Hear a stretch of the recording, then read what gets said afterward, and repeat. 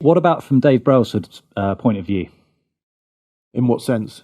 In the sense of, so he's got a team full of GC riders, and particularly, so we're looking at the Tour, Bernal, Thomas and Froome, three leaders don't go into two, how we know they like to do it. Carapaz, what's his plans? Are they doing the Giro? Is he going for I'd imagine he's defending his Giro title. It's a funny one, isn't it? Because last year Geraint was the defending champion and Bernal was allowed to shine.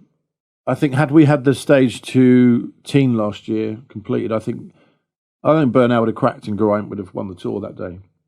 Now, you'd have to say that because Bernal was allowed to win the Tour last year with Geraint as defending champion, when he was good enough to win the Tour last year, that would the same would apply to Bernal this year, that he doesn't get the automatic right to defend the race. So Geraint is open to win the race this year, and I actually think Geraint will win the Tour this year. No question about it. I don't think there's an argument within that team for me.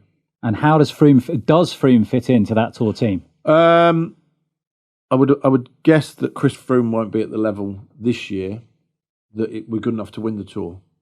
I think it might take another year, particularly with the lack of racing. But who knows with Chris? I won't put anything past him. But he does fit into the team for me. Yeah, I'd take him purely on what he's done for that team. I think he's been the face of that team for a number of years now. He's won 4 Tour de France's.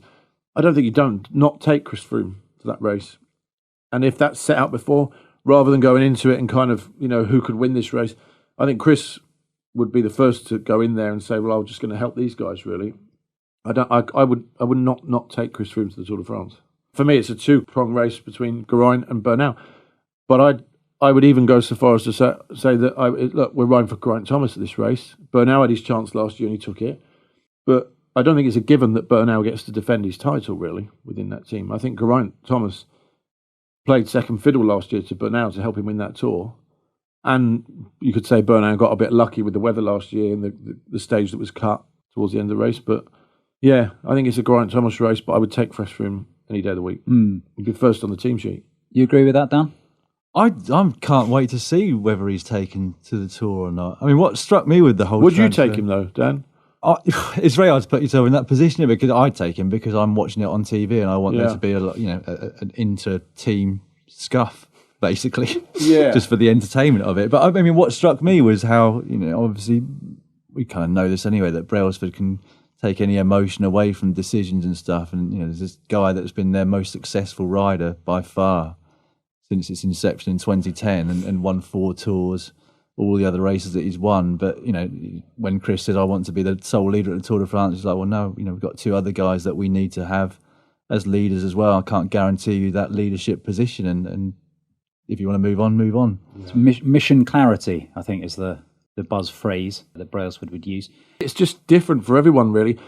Guys like Alaphilippe, Gilbert, they just need to race all the time. And the guys that can train, Bernal, Froome even with Froome's accident last year, I expect those guys will be pretty good once the racing comes back. So it's just put a completely different dynamic on the whole thing. Even Sagan today, we didn't really see much of him, did we? Saw him at one point about 4 minutes down in a small group. And I expect that's going to carry on now. Even in things like Flanders and that. I mean, it's the Flanders after the Tour, is it? Yeah, it's during the Giro, so it's quite late on. So guys like Geraint Thomas coming off the Tour de France, I don't know if he's planning on doing that and that. I mean, well, he might. He could win Flanders. He's the type of rider who could win Flanders. He's won E3 in the past and been. I think we'll see a lot of those guys. I mean, it's going to be that. I'd love to see Geraint Thomas step up in those 2 races.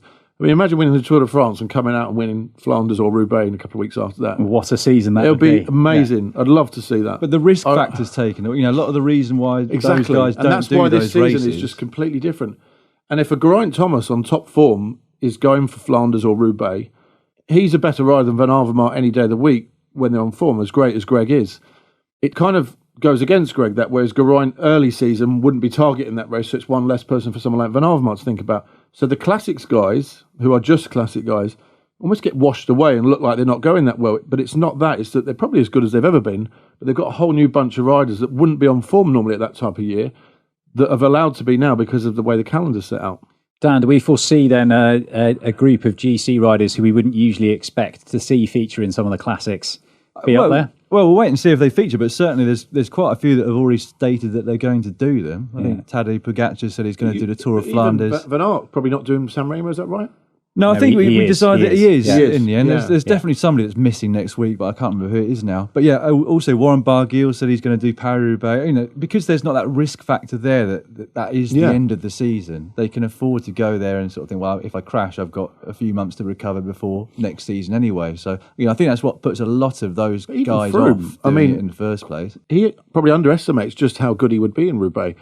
We watched that stage in the Tour a few years ago. He was in the front group, wasn't he, towards the end? It was Luke Rowe and that, remember? A couple of years ago? Yeah. But they would have looked after him to that point. And so then they've got the power to do it again. Well, this is what I mean. Not? And he's not got the risk factor. Yeah. The only thing that would maybe stop him is that how horrendous his crash was last year, and he might not want to have another fall on his pelvis or something. But it puts a lot of other riders in the frame that wouldn't normally be in the frame.